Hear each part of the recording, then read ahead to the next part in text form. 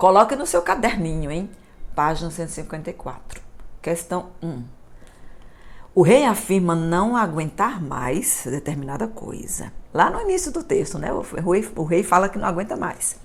Letra A que coisa ele se refere? Por que ela o incomoda? Bom, gente, o rei, ele fala que a coroa pesa demais, né? Então, a que coisa? A coroa. Ele está se referindo à coroa, que pesa demais. E ele quer tirar, né? Porque ela o incomoda, porque está pesada, tá? Aí nós vamos lembrar um conceito que nós já estudamos, mas vamos estudando, revisando, repetindo sempre, tá, gente? Não tem problema nenhum. O conceito de polissemia. A palavra coroa, ela é uma palavra polissêmica. Quando eu comentei em sala de aula que ela tem outro sentido também, aí os meninos disseram, uma mulher velha, uma velha. Coroa. Ok, tudo bem. Mas eu falei assim, olha, mas não esqueçam que é uma senhora cheia da grana, tá bom? Se foi eu. Brincadeiras à parte, volta, Késia. Polissêmica, a palavra coroa é uma palavra polissêmica. Ela significa o objeto que o rei coloca na cabeça e que ele fala lá no texto teatral, tá pesada demais, manda fabricar com outro material, manda fazer outra, mas aí existe um outro sentido aí para coroa. A palavra coroa também pode significar a função do rei, né? O ato de reinar, né? O exercício da condição de rei. Nem vou dizer profissão, porque o rei, sabemos que na monarquia, né, a pessoa ocupa esse poder por nascimento, né? Por uma questão de consanguinidade. Então, o exercício da condição de rei, coroa, tá bom? Então, a coroa aí é uma palavra polissêmica, então existem vários sentidos, e aí nós percebemos que existe essa ambiguidade, né? Existe a polissemia no texto literário, né? Quando o rei fala para o ministro, não aguento mais, me pesa demais, ele não só está falando do objeto, né? O texto usa o objeto para representar o exercício da monarquia. Tá, minha gente linda? Fácil? Entendido?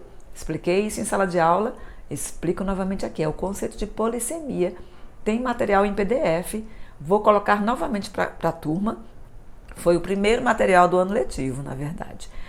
Coloquei lá, mas não dei tanta atenção não. Vamos retomar a atenção agora e no decorrer do ano, muitas vezes utilizaremos o conceito de polissemia. Tá, minha gente lindinha, maravilhosinha? Tem vídeo aqui sobre polissemia que eu vou colocar no izinho. O izinho é aqui, né, gente? Vou colocar no izinho. Assiste a todas as aulas da playlist 7º ano. Quem for estudante de Kézia Mota aqui, tá? Da sala de aula. Tá, meu amor? Letra B. O que essa coisa simboliza? O que eu já expliquei, tá? O ato de reinar simboliza o exercício da monarquia, tá? O reinado, enfim, tá? A coroa pesa porque o exercício da monarquia está pesando para o rei. Tá difícil, tá puxado. É assim mesmo, tá, gente? Letra C. Quem estimula o rei a prosseguir? Aí tá lá no texto que a rainha fala e aguenta, tá coberta, aguenta. E o bobo da corte repete o que a rainha falou. Aguenta, tá coberta, aguenta, né? Tá? Então a resposta seria muito óbvia, né? A rainha e o bobo. A rainha fala e o bobo repete o que a rainha diz. Tá? Essa é a questão 1 da página 154. Fácil demais! Molezinha, molezinha, molezinha. Tá, minha gente? Acompanha as aulas. Vai na sequência. Vai no ritmo. Segue o andamento das coisas. Segue o desenvolvimento das aulas. Que na hora de fazer a avaliação, o exercício de verificação da aprendizagem, o 10 é garantido. Quero ver o 10. Quero ver o 10. Questão 2. Releia a fala a seguir. Gente, tem uma fala aqui. E, na verdade, eu acredito que a questão vai além da fala, tá? Tanto na 2 quanto na 3. De vez em quando eu vou colocar minha opinião sobre a elaboração aqui das questões, é claro, tá, gente? Vamos lá. Então, 2, relê a fala a seguir. Ministro desabafando. Desta vez, majestade, ele abusou. Comeu 6 damas da corte, 5 deputados federais, um vereador municipal, 2 tenentes, 4 crianças inteligentíssimas e um bispo aposentado. E aí, nesse momento, lá no 7º ano B, eu falei que o Miguel está aqui entre essas 4 crianças inteligentíssimas. Miguel é um estudante fofo, lindo e muito inteligente. Lê muito fluentemente, eu adoro. Tem outros também assim, né? Mas eu resolvi mencionar o Miguel porque ele acertou a pergunta que eu fiz e vou comentar daqui a pouquinho. Peraí. Letra A. Como se revela nessa fala que o ataque do dragão na praça não foi uma novidade? E nós temos o conceito de pressuposição, tá? Aqui existe um momento em que o texto apresenta o recurso linguístico da pressuposição, que é, desta vez, majestade, ele abusou. Então, desta vez ele abusou. Vou colocar por escrito aqui, ó. Desta vez ele abusou. E aí foi que eu disse que o Miguel é inteligentíssimo, que ele acertou em cheio o que eu fiquei perguntando para a turma. Gente, ó, quando nós temos 2 pressupostos aqui. Tem 2 situações de pressuposição. Pressuposição é um recurso linguístico que indica que o texto ele faz a gente supor que existe outra informação por trás, tá? Pressupor, né? De pressuposição. Pressupor é supor antes, o prefixo pré, né? E a palavra suposição. Fazer uma suposição prévia. Tem alguma coisa acontecendo ali, né? O próprio texto indica alguma coisa. Então é essa frase. Desta vez ele abusou. Tira a majestade aí, né? Bota o vocativo para lá, depois a gente fala sobre isso em outro vídeo. Mas desta vez ele abusou, tá? Nós temos 2 pressupostos. O primeiro deles é o desta vez, criado pelo desta vez. Se eu falo, olha, desta vez, então eu tenho outras vezes, tá? Não é a primeira vez. Se eu falei, né? O texto está assim, ó, desta vez, foi a fala do ministro, né? Desta vez, então significa, eu já pressuponho, né? O próprio texto me dá o indicativo de que teve outras vezes, mesmo que isso não apareça por escrito. É pressuposição, tá, minha gente? Eu adoro esse conceito, eu acho isso maravilhoso. E assim, eu acho que muitas situações da vida criam mal-entendidos porque as pessoas expressam alguma coisa e não se dão conta de que aquilo ali pressupõe outra coisa, a nossa mente faz. Mas aí você diz, mas eu não disse nada, não disse nada. Você é que está deduzindo. Claro, o que você disse causou o pressuposto, entendeu, gente? Eu vou gravar um outro vídeo específico sobre pressuposição e falar sobre isso nos relacionamentos aí. Falhas de comunicação ou pressuposição? É interessante, tá bom, vamos. Guarda o parênteses, esquece a mota, vamos para a aula. Então, desta vez, quando eu digo desta vez, então significa que teve outras vezes também. E aí tem 2 pressupostos. Ele abusou, que foi o que Miguel acertou, coisinha mais fofa. Desta vez ele abusou. Qual é o pressuposto que está em ele abusou? Ele abusou. O pressuposto é que nas outras vezes não foi tão grave assim. Dessa vez foi mais grave, tá? Então, desta vez ele abusou, tem 2 pressupostos. Eu pressuponho, eu suponho antes, eu suponho que aconteceu outra coisa, porque tem uma informação por trás ali, tá? Tem uma informação de que aconteceu outras vezes e que nas outras vezes não foi tão grave. Dessa vez foi mais grave, tá, minha gente linda? Então, a pergunta é, letra A, como se revela nessa fala que o ataque do dragão na praça não foi uma novidade? O uso da expressão desta vez, tá? Não é uma novidade porque desta vez indica que teve outras vezes. Letra B. De que maneira outros ataques contribuem para a construção do clímax da peça que mostrará a luta do herói contra esse animal fabuloso? Gente, essa questão aqui eu achei bem nada a ver. Desculpa, tá? Desculpa, autor do livro didático. seria melhor que a pergunta fosse sobre o que eu comentei. Como é que a gente sabe que qual é o pressuposto causado pelo ele abusou, né? A gente sabe que os outros ataques não foram tão graves quanto este. Significa que os ataques estão ficando cada vez mais graves, né? O dragão está ficando cada vez mais abusado, mais violento, mais perigoso ou mais astuto, né?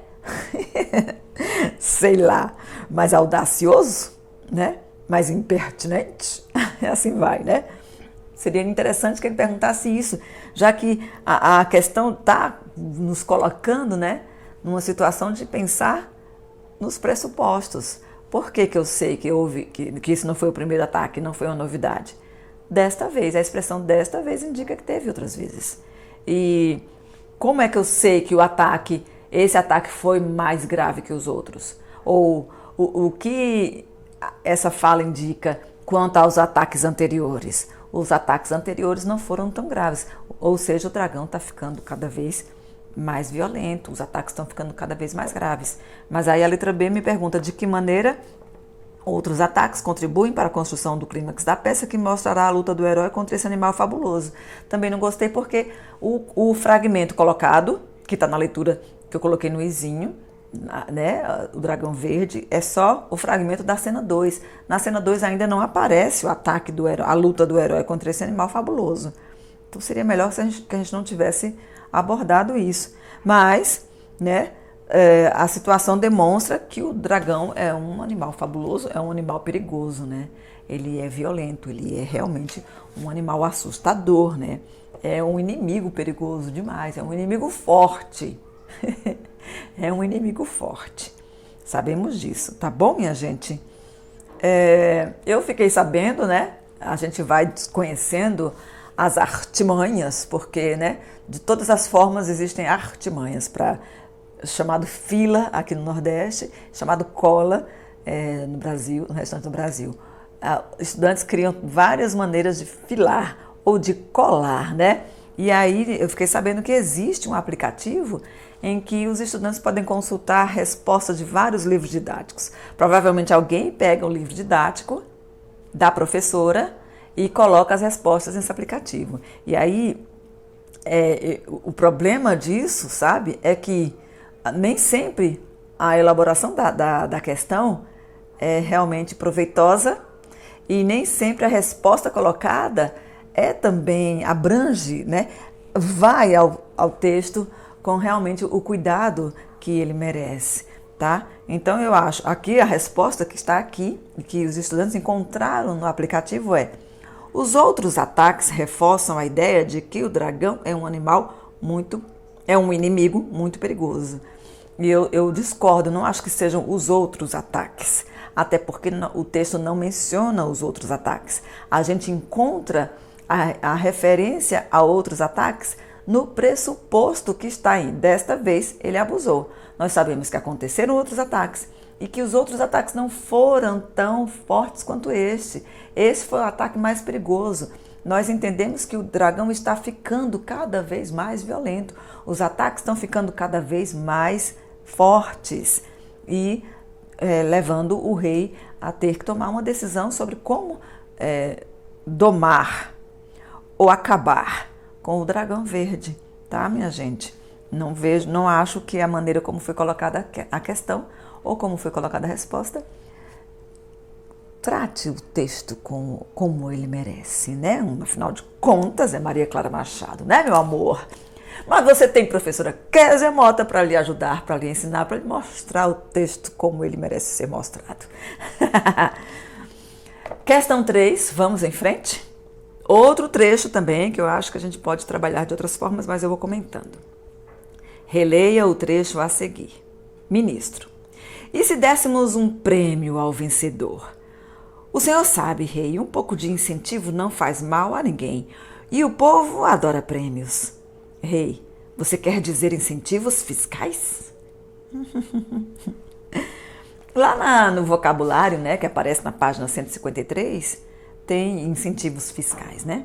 benefícios concedidos pelo governo que se caracterizam pela redução ou eliminação de impostos em troca de alguma atividade de interesse público. Letra A. Em alguns gêneros literários tradicionais, como os contos de fadas, é comum encontrar referências a reinos e a dragões. Que contraste existe entre esses gêneros e a fala do rei? Deixa eu reformular, traduzir o enunciado dessa questão. Os textos literários que apresentam rei, rainha, bobo da corte, dragão, né? Essa coisa toda, ama, trono, tal, não sei o quê. Especialmente o dragão. Enfim, tudo que está no fragmento analisado, esses textos eles se referem a uma época da história chamada Idade Média. Então, a gente já imagina, né? Eu posso imaginar até o figurino que essas pessoas estão usando. Vou procurar uma imagem com figurino mais ou menos equivalente, vou colocar aqui do lado, tá? Alguma coisa que pareça a cena do que nós estamos estudando, aqui do lado, tá? Vou procurar depois, espero achar uma coisa bem legal para colocar aqui. Se os elementos desse texto, personagens, né, do texto, figurino, não sei o quê, né, a existência de um dragão, que também é personagem, tá, gente? O dragão aí é personagem. Se os personagens se referem a textos típicos da Idade Média, então nós temos elementos aqui, nesse fragmento, que não fazem parte da Idade Média. Então existe um contraste entre a época a que se refere e elementos que não faziam parte daquela época, por exemplo, incentivos fiscais. Se bem que eu vejo alguma controvérsia, talvez o nome incentivos fiscais não acontecesse, mas havia alguma outra coisa relacionada a pagamento de impostos, taxas que existiam naquela época ali, tá? Então eu acho que o contraste maior está no texto, outros elementos estão no texto, não somente incentivos fiscais, tá bom? Então o contraste entre a época, né, típica dos textos com dragões, reis, rainhas e princesas, e o que está aqui, são elementos como, na linha 42 aqui, uma televisão a cores, carros, bicicletas, coisas assim. E o que está aqui no fragmento dado na questão, não é. Tem incentivos fiscais no fragmento dado na questão, mas tem outro. Lá na fala do ministro, que está na questão anterior, no fragmento da questão anterior, desta vez, majestade, ele abusou, veja, comeu 6 damas da corte, ok, damas da corte existia daquela época. 5 deputados federais são da República, são atuais, não são daquela época, não. Né? Deputados federais, um vereador municipal, 2 tenentes, 4 crianças inteligentíssimas e um bispo aposentado. Né? Bispo aposentado também não existe, né, gente? Bispo é um cargo vitalício. Então, tem uma mudança aí. Isso vai aparecer somente recentemente, esse negócio de qualquer líder religioso católico se aposentar, né? Então, tá? São elementos que não fazem parte do contexto histórico típico das histórias com reis, rainhas, dragões, dama da corte, ama, esse negócio todo, tá bom, minha gente linda? É isso, tá bom? Então, eu diria, em textos literários em que os personagens são dragões, reis e rainhas, etc., povo da corte, dama da corte, é comum, né, em gêneros literários, eles são os gêneros literários, textos literários em que aparecem dragões, né, são típicos da época da Idade Média. Qual é o contraste desse texto com a Idade Média, né? Entre esse texto e a Idade Média? Que elementos contrastam? Eles estão fora do padrão daquela época, dos textos que se referem àquela época, tá? São elementos da atualidade, televisão a cores e etc. Tá, minha gente linda, bicicleta, carro, tá? Letra B. Espero que eu tenha sido clara, tá, gente? Você entendeu? Se não entendeu, coloca nos comentários. Letra B. A peça de Maria Clara Machado não se destina apenas a crianças pequenas. Que provável reação esse contraste produziria no público mais velho? Por quê? O fato de que existem elementos que não fazem parte da Idade Média, né, que eu já mencionei anteriormente, eles podem causar o efeito de humor nas pessoas mais velhas, porque as pessoas mais velhas percebem o contraste em a criança pequena. Aí nós falamos de criança pequena mesmo, tá, gente? O 7º ano já entende também. Crianças pequenininhas provavelmente não vão entender que carros, televisões a cores e incentivos fiscais, deputados federais não existiam naquela época. O efeito de humor. Letra C. Que outros elementos citados no texto não pertencem ao universo dos reinos e dragões? Eu já mencionei, tá? Deputado federal, vereador, televisão, carro. Fácil demais! Letra D. A decisão do rei sobre o prêmio a ser dado ao herói distancia ou aproxima o texto da peça dos gêneros mais tradicionais? Que comentário feito pelo monarca prova isso? Quer dizer, aproxima ou distancia da Idade Média, a época a que se referem tipicamente os textos com dragões e princesas e essa coisa toda. Aproxima, tá?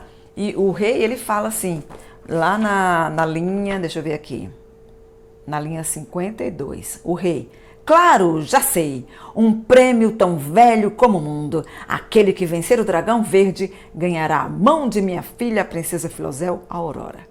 Tá? Então essa fala do rei é que demonstra que o prêmio a ser dado se aproxima dos típicos prêmios dados nos combates contra dragões, né?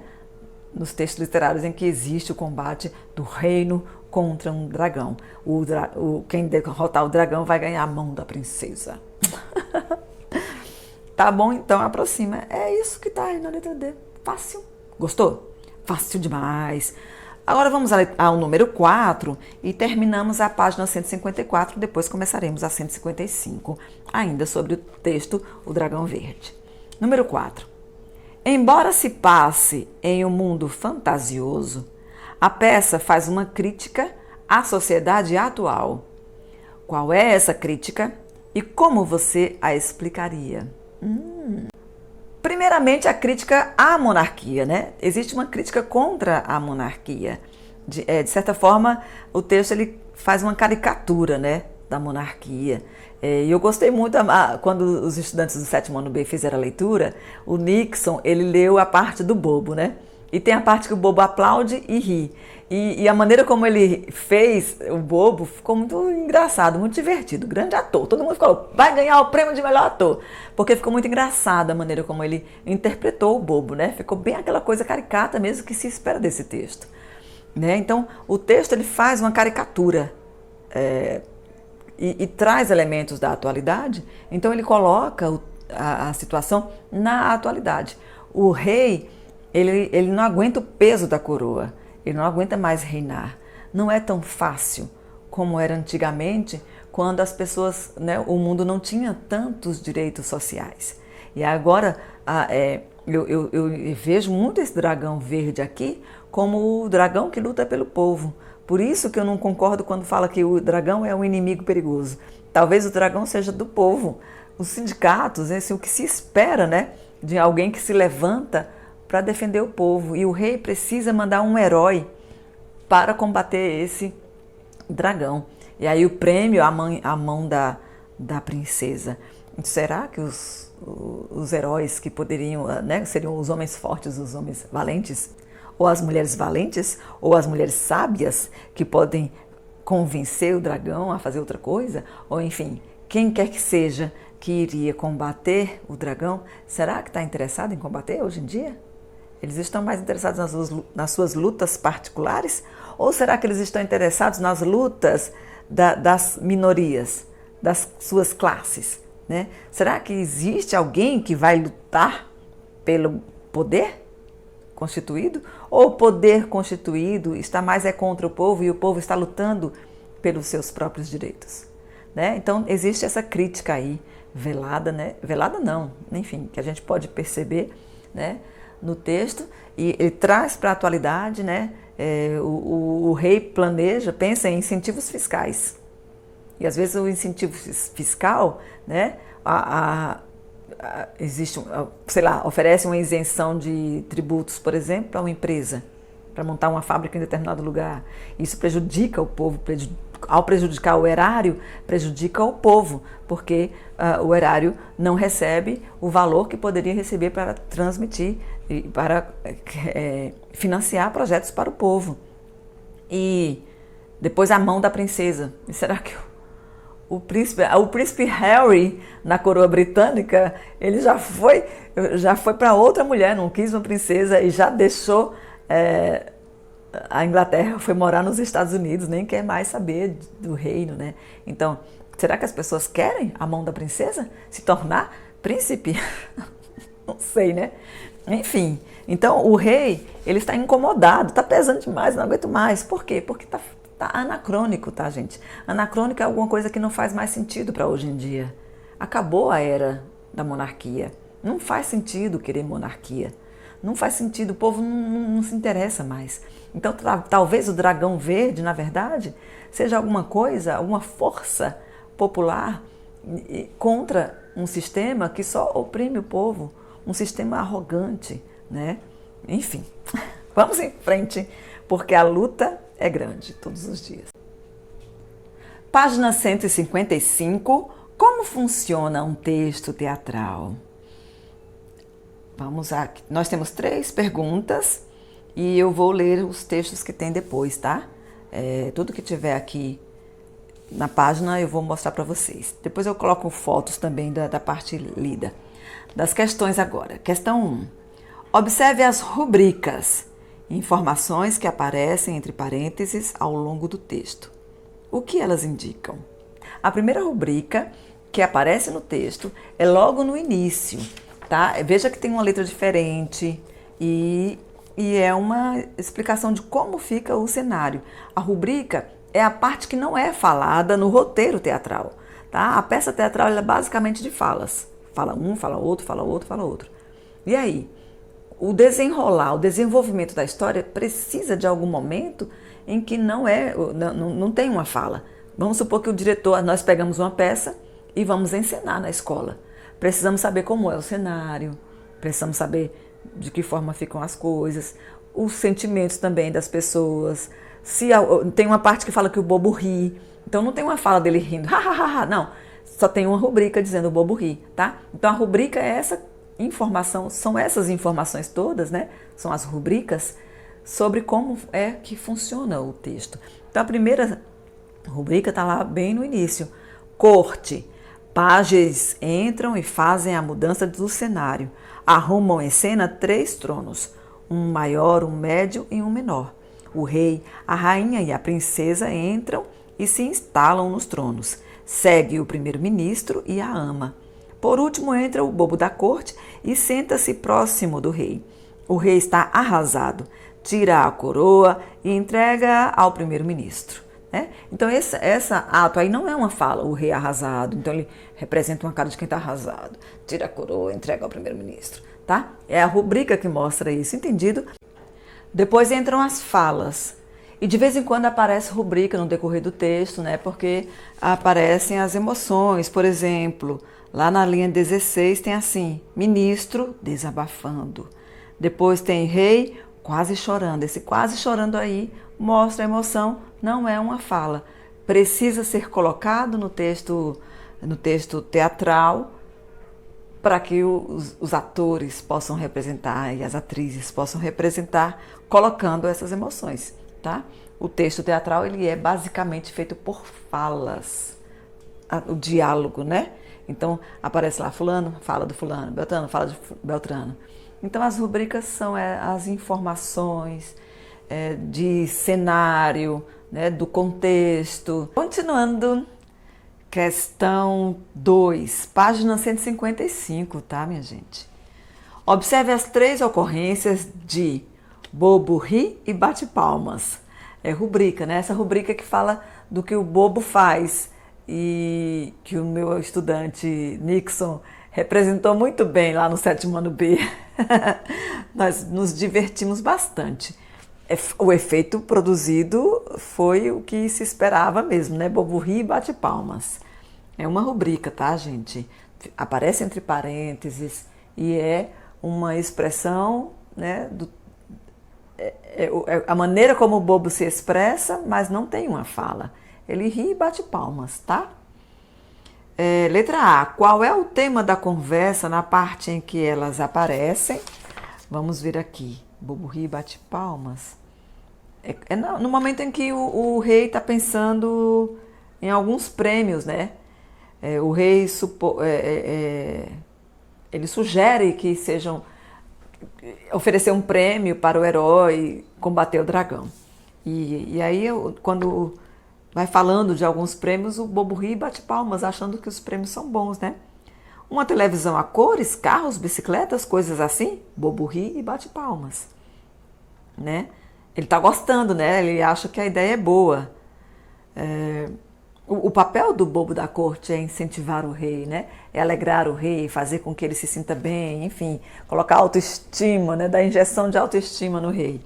Então ele ri e bate palmas, aplaude, né? E gosta do que está sendo oferecido. Uma viagem ao estrangeiro, um emprego na Câmara de Vereadores, tudo isso, bobo ri e bate palmas, né? Achando que é legal, se divertindo, tá? Faz um efeito de humor, né? Qual é o tema da conversa na parte em que elas aparecem? São os prêmios, né? As sugestões de prêmios para o herói que combater o dragão verde, sugestões feitas pelo rei.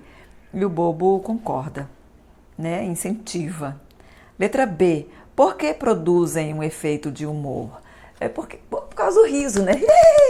Né? Até o Nixon, quando ele fez assim, um negócio assim mais ou menos, né? E a gente riu mesmo, todo mundo riu, né? Então o efeito o próprio riso, né? E as palmas do bobo da corte, provavelmente fazendo palhaçada, né? Faz um efeito de humor, tá, gente? Bem óbvio, né? Essa perguntinha aqui. Óbvia, bem óbvia, tá? Fácil demais. 3.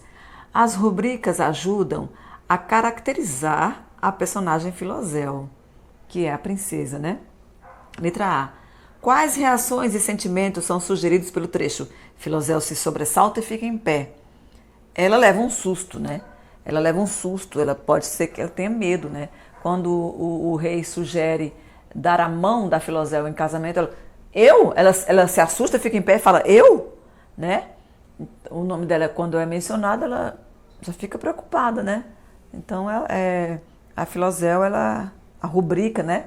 Demonstra a expressão, né, do sentimento que a Filozel tem naquele momento, a princesa, né? Se sobressalta e fica em pé. B. Explique o contraste entre a última fala da princesa e a rubrica que a acompanha. Lá no final ela, então eu caso. Suspiro. Filozel se abraça, a ama. As palavras dela dizem que ela aceita, casa, ela obedece o rei, o que é o pai dela. Mas a rubrica mostra que ela não estava feliz, né? Então, se a gente pensar objetivamente, se a gente pensar só o texto, então eu caso, ela pode ter várias possibilidades. A rubrica mostra qual é a expressividade que deve ser colocada, a atriz que vai representar, né? Então, o texto poderia ser, então eu caso, ou então eu caso, então eu caso. Mas no caso aqui suspiro, Filozel se abraça, a ama. Então, suspiro é de tristeza, né? Então eu caso. Então a rubrica mostra como deve ser interpretada a fala, né? Então eu caso e se abraça, a ama, né? A ama é como se fosse a babá dela, né? E ela fica triste, né? Então a rubrica dá pra gente a ideia de que a Filozel, aquela fala é de tristeza. Tá bom, minha gente, é fácil demais, né? Letra C. Antes desse momento, a única referência a Filozel tinha sido feita na rubrica inicial.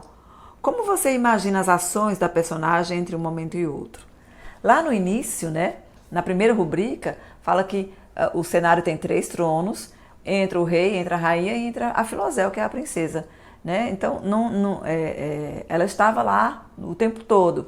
Então, provavelmente estava bordando, olhando para o nada, lendo alguma coisa, sei lá. Ela estava sem participar da conversa. Tanto que lá no final, quando o nome dela é mencionado, vem a rubrica, Flosel se sobressalta, ela se assusta, ela é pega de surpresa, porque ela estava alheia àquela conversa. Ela tinha que estar ali por uma formalidade, mas a presença dela não era importante, né? A presença da rainha até foi importante, a rainha falou, incentivou o rei e tal, mas a princesa, né, estava só para enfeitar. Só porque a família real tinha que estar nesse momento, né? Para consultar o ministro e etc. sobre o que estava acontecendo no reino. Não sei se tem algum público, o público do reino, né? Da corte. Se damas da corte estavam lá, outras pessoas estavam lá, né? Ou não, não sabemos. Não fala aqui, né? No fragmento que nós estamos analisando. Tá, minha gente linda? Então as questões são essas. Agora eu vou ler o que tem nos quadrinhos. Aqui tem um aqui e tem uns espaços aqui, uns textos aqui. Vou ler eles, tá? Mostrando a imagem.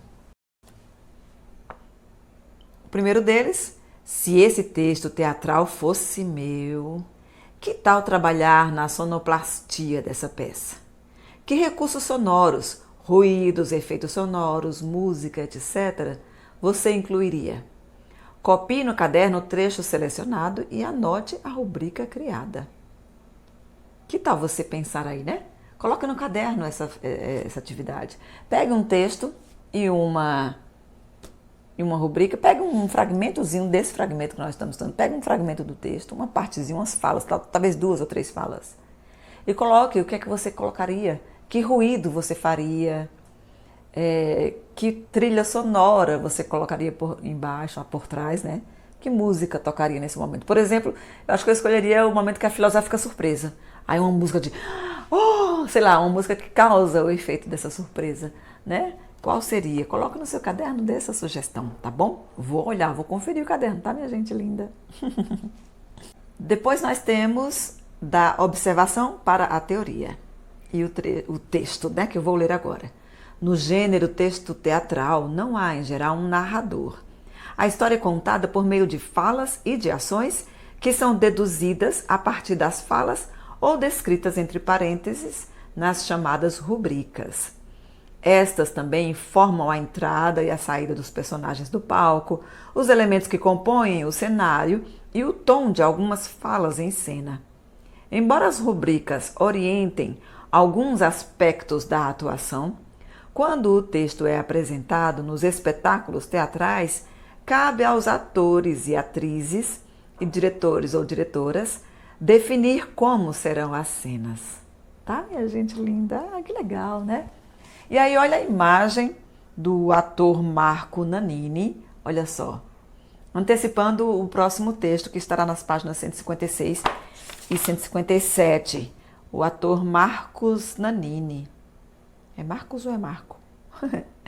É o burguês ridículo, tá?